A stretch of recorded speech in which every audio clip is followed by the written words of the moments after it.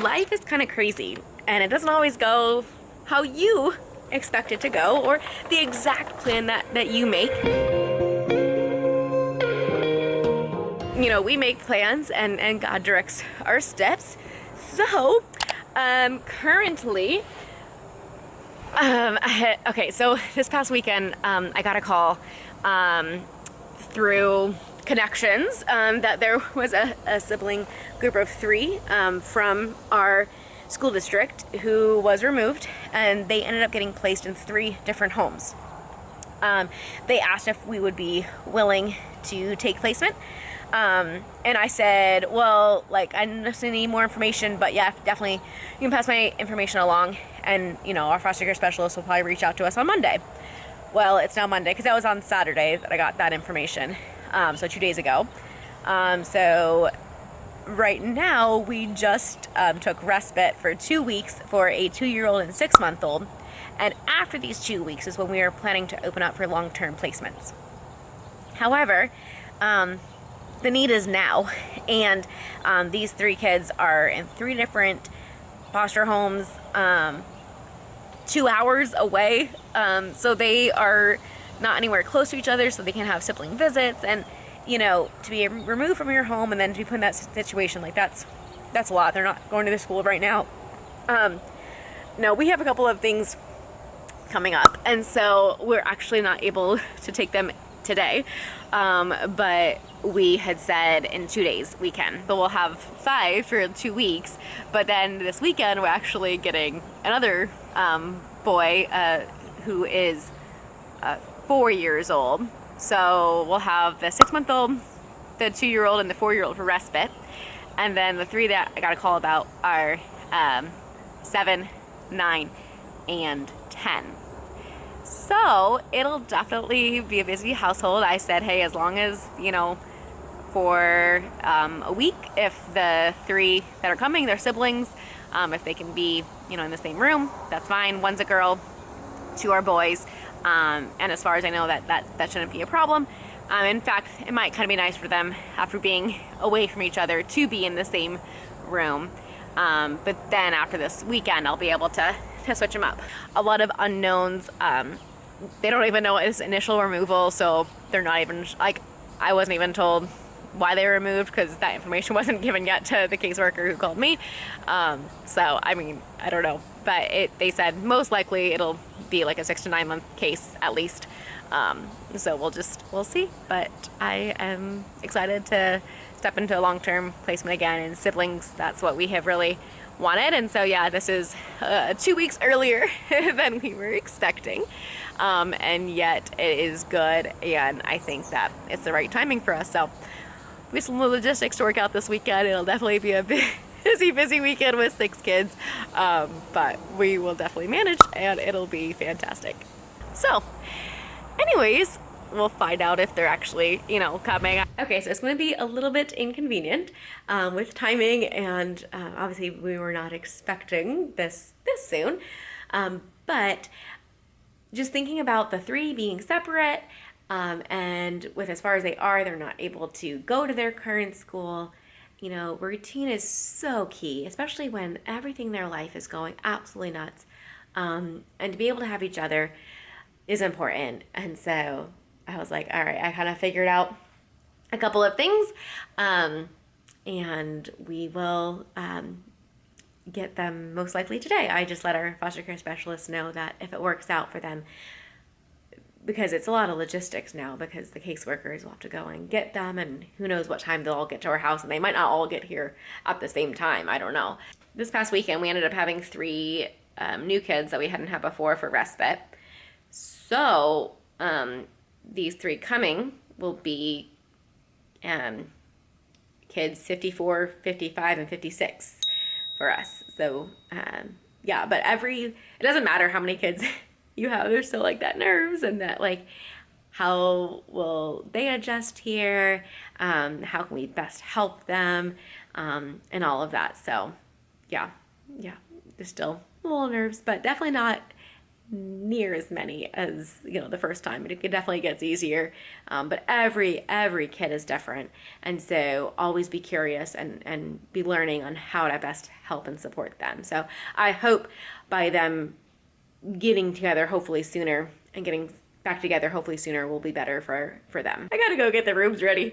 Not that it's that bad, but I just gotta, like, you know, put a comforter on, and now I know the ages. I usually try to pick out like the best looking comforter that I like for them, and also need to clean my own room because that's usually the catch-all. Like, I just start throwing things in our room, and before it gets crazy here, definitely would be good to have my room organized, and Peter would be appreciative if our room is organized. So, okay, I'll let you know. I'll give you an update if they are coming today or what day, but all right, let's do it. Here we go. The kids ended up coming the very next day, and that was actually a month ago at this point. So let me fill you in on the last month. And I know I'm kind of taking a little bit break from my IUI videos if you've been keeping up with that. So the reason that was a little bit crazy is that Monday when I got the call, just an hour before is when I had my follicle scan. And so that Wednesday was my IUI procedure.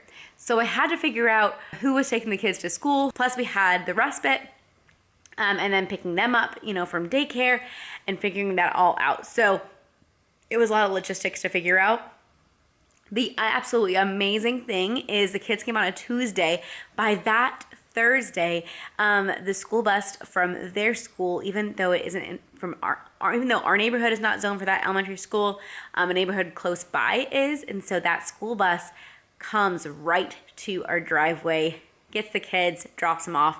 So I am so thankful because I was like, I can't take them if I'm gonna have to be driving them to school each and every day, because it is just dealing with the traffic around here. It would take an hour of my day, if not more, probably actually more like an hour and a half with, you know, waiting the parent pickup line and everything.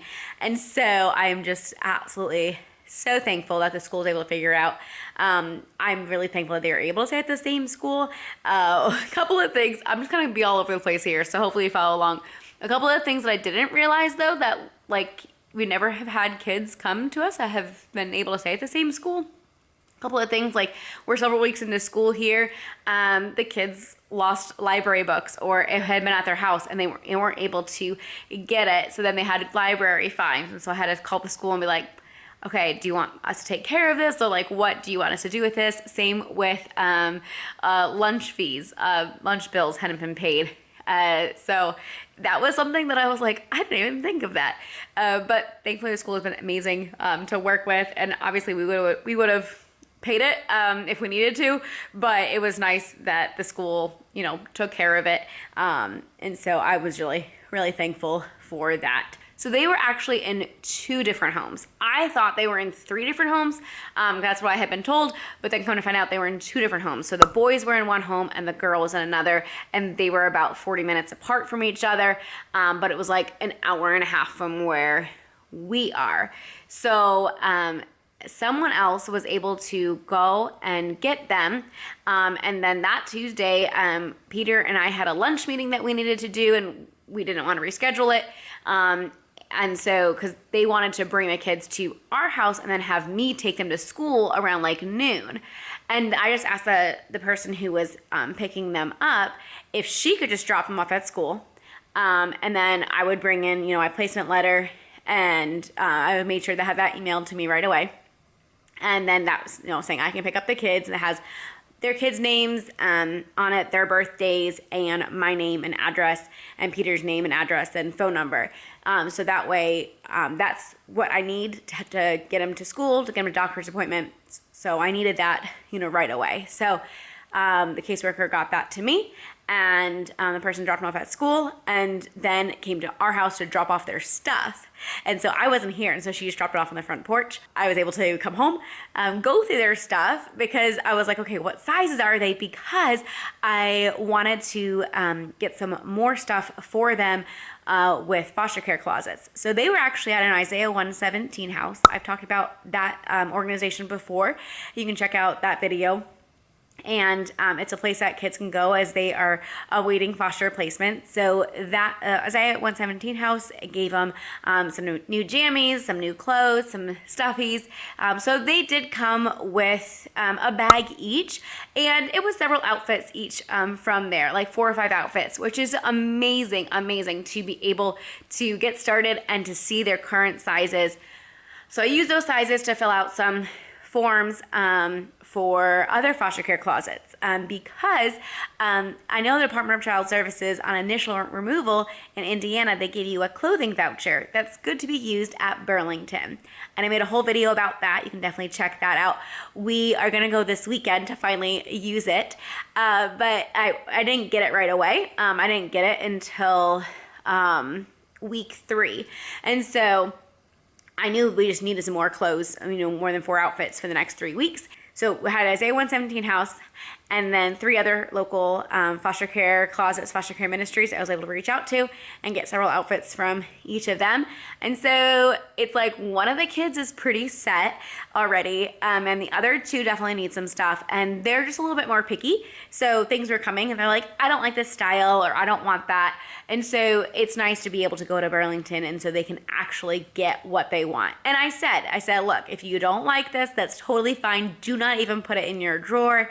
Some things weren't the right size. It was too small. It was too big. So I said, if it's in your drawer, you will wear it. Because what inevitably was happening is kids opening the drawer. I have nothing to wear. I'm like, you said everything in your drawer is good. So we've been working with that. And again, but because I knew we were going to do the shopping spree this weekend, I had them go through the drawers again. I said, if there's anything that you don't like anymore, pull it out. So then I was able to go through and count, okay, they have X amount of underwear, X amount of socks, this is what they have, and this is what they still need. I had a lot of summer clothes, but now we're moving into colder weather, and so I just need some more winter clothes. So I'm excited for that shopping spree later. First day, when I went, I picked them up at school, and I just went by myself, and I had my letter. Actually, I think I emailed it to the school, or they already knew. I don't know.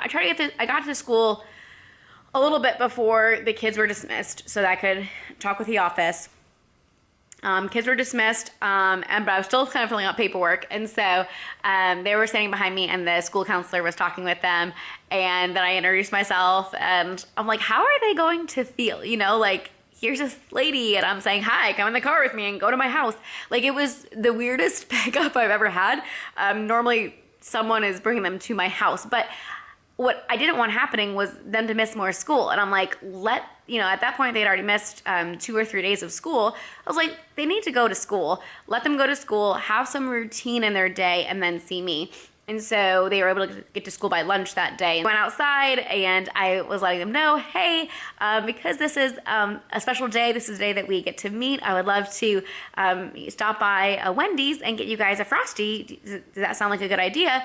And they actually preferred and wanted Arby's milkshake. So we went to Arby's, got strawberry milkshake. They got home. We focused on, getting settled, unpacking. And what was funny is I was helping the girl with her clothes, and the 2 boys were playing with some of their toys that they had gotten. And I didn't hear them arguing. It didn't sound like very loud, but the girl, she noticed they are arguing. And I listened, and I'm thinking, okay, I think they can probably work that out on their own. And then she goes out in the room, the playroom, and she puts her hands on her hips, and she goes, boys, this is our first day here. You better behave, or something like that. And I just thought to myself, oh, wow, like she has definitely been parentified, and she has been the parent to the boy. She takes a lot of responsibility on her. So that's something that we have continued to work with. And I will say this last month, it has gotten so much better. It'd be one of those things where I would mention something to one of the boys, like, hey boys, please pick up after yourself, or something like that. And then she would feel the need to come in after me and say, you always need to pick up, and just, continue to parent them. So we got to let her know, you get to be the kid in this house, and I'll be the adult, and, you don't need to do that. And so that has been, I think, a weight off of her shoulders. So we've been starting to see that less and less in this last month. Okay, so what happens in a month? Okay, so in this month, visits have started with their parents. I have taken them to the doctor. I have got a dentist scheduled, not taken yet, scheduled. We're working on getting tutoring for them and working on getting therapy with them. A CASA was assigned to them. They've already have a CASA. There has already been a preliminary court. There's a fact-finding court coming up, and so that's usually set like 90 days out. Is I think the time frame that they usually want that, and we'll be like right within that. And the crazy thing about visits is we've actually already had 2 visit supervising companies. Yeah, 2. It's just crazy. That very first week, I was really focusing on connecting. And plus, because I went to several different foster care closets, I was getting different things. And so, like, each day, it was like putting stuff away. I got to the point. So they had their stuff from Isaiah 117 house and stuff from one foster care closet, and then I had picked up others, but I actually didn't give it to them right away because it was just so overwhelming, and we were just dealing with, they were getting overwhelmed. So we then spread it out, like one weekend we didn't know one, and then next week we did the other. But that first week, we didn't really focus on homework at all. Got right to their homework, and the other 2 all the time say, I don't have homework. And so that very first week, I didn't question it. I just was like, you know what? We will get to that later. But then come the following week, that Monday, got into a routine with homework. It has just been a challenge to get that done each night. By the time they get off the bus and before we eat dinner, we have like an hour, and they each need to read like 15 to 20 minutes. Plus they have math homework and spelling homework, and they all need help. And so it's just, I have got to figure out a better system, and so I'm working on, okay, how do we make this a smoother process? And I have some ideas. I think Monday through Wednesday are the busy homework days, and so I think what I need to do is like give priority to one of the kids each day. Like I'll be working with them first, rather than me just trying to go around to all of them and like none of it getting done. So kind of just like knock it out one at a time, and then if it's not their turn, they can like play and get out some energy. So I think that's what we'll do. We'll see if that works. We've started a responsibility chart as a way for them to earn money. We also have, if you want me to make a separate video about what we do for money, let me know. We also want them to practice with money even if they decide not to do their chores. And so we give a set amount per week, no matter what. And we have a savings bank, and it goes into savings, spend, and giving. Oh, and speaking of just getting into a good routine, we set up morning charts and evening charts, so we don't have to repeat ourselves 5 times, because that was happening, like, put on jammies, brush your teeth, and then they'd put their jammies on, and then they'd come down, wait, what's next? Brush your teeth. And so we've just created a chart, so that way it's easier. And so Peter designed these, and so we have our school morning checklist, and then if it's a weekend morning, really the only difference is to wake up and play quietly, because inevitably they just wake up early on the weekends, and you're like, but I was hoping to sleep. And so they would be loudly playing, and so I'm like, I don't care if you get up and play quietly, but, or they, at this point they're old enough, they know where the cereal is, they know where oatmeal is or yogurt or what they want, and so they're able to get those things themselves. And so it's like, just let me have a little bit quieter morning. It's funny, they just get up the same time on the weekend as they do on school mornings. And then ready for bed, checklist. And so, yeah, it's so funny because, yeah, they don't get up early when it's a school morning, but then on the weekend. Does anyone else's kids do that? It's just, I don't know what it is. They're like, oh, they're so excited for the weekend that they, want to be up early. So when we had the 3 kids for respite, and then we knew that these 3 were coming, I said to Peter, I said, maybe we just need to wait until after this weekend when the 4-year-old is gone, and then we'll just have the 2-year-old and the baby. And Peter was like, what, 6 kids? Well, I think it was that second night that we had the 6 kids. We got them all down to sleep. Peter and I came and sat on the couch and just like sunk into the couch. He looked at me and he goes, all right, I think 6 is our limit. I was like, yep, I think so. And it wasn't even that any kid individually is challenging. It was just like, well, with the 3 younger ones, like young kids just like, demand a lot of attention, and you need to, you know, be with them. But we were still so new to these new 3, and we wanted to get to know them and, you know, help them, and we weren't able to feel like we were able to connect with them how we wanted to. And so I remember just feeling like so bad, like this is how it's starting. But it was funny because then when one of them left after the weekend, the older 3 were sad, and then when the 2 left, they were really sad. They were like, wait, we're the only kids here?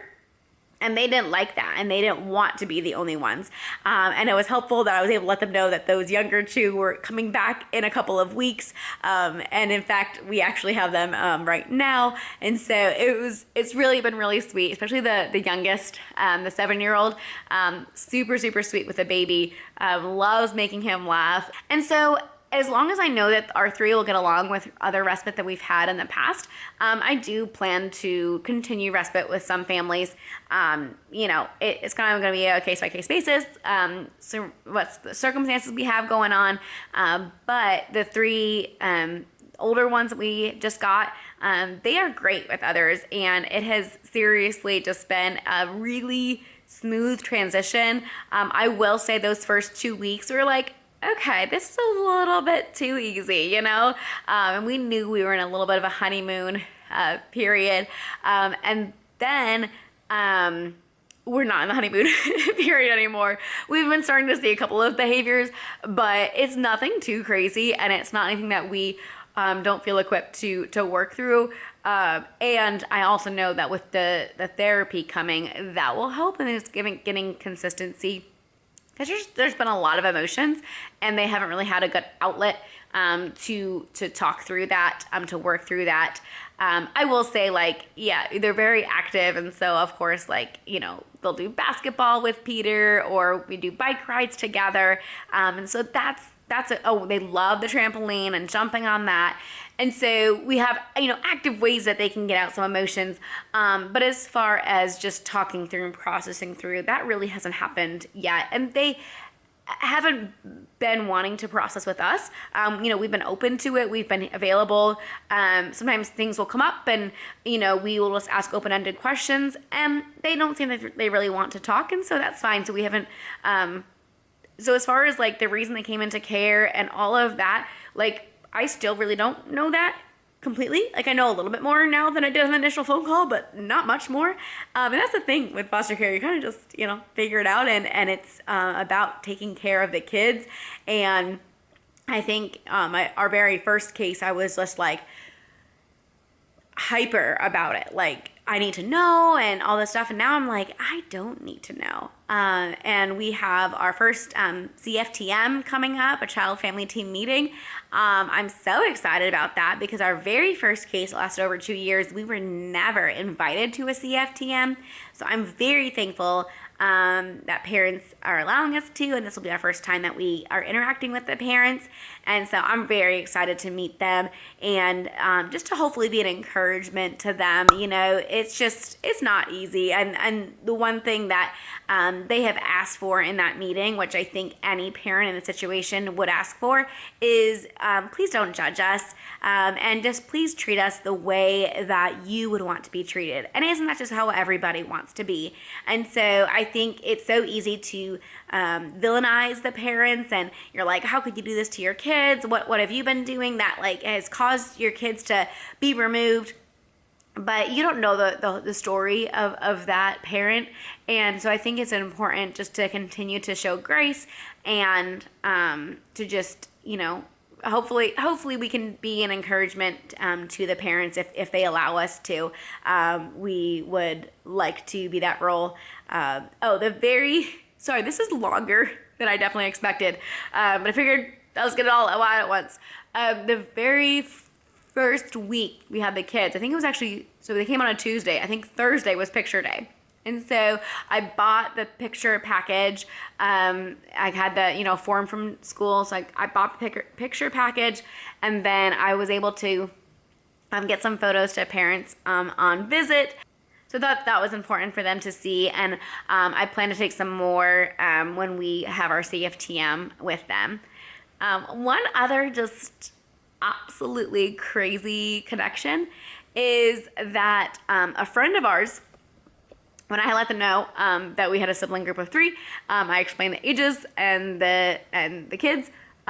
They were like, I think we had those kids before. And I was like, what? So our friends are a safe family. I'm not sure if you've ever heard of safe families, but it's kind of like a foster parent, but the parents, the bio parents, willingly, voluntarily check their kids into a safe family, and it's just for a limited time, and it's for whatever time the parent chooses, and so there are no courts involved, and so this is utilized in several different ways. One way I've heard it used before is a single parent has a work trip for a week, and they don't have anyone to watch their kid, and so they're able to, use a safe family for that. Or a parent has a surgery and they have to be on bed rest, and so I've heard it that way. So a safe family, there's many different reasons that a parent may voluntarily check their kids into a safe family, and this had happened 1 month after our kids that we had for 2 years were reunified. And so when my friends got this safe family placement, the sibling group of 3, I went over and brought them a meal. And I actually met these kids. And I didn't realize it until my friend was like, wait, I know those kids. And I was like, wait, I met those kids? So it had been like a year and a half ago, and I totally forgot about it. But as soon as it was reminded, I was like, oh yeah, I remember. So that was just such a crazy connection. I probably saw them for all of 20 minutes as I was dropping off the meal, and even that wasn't a full 20 minutes because they were running and playing. So that was just so crazy. But that friend was able to come and take them out to Costco, because they really enjoyed Costco when they had lived with them.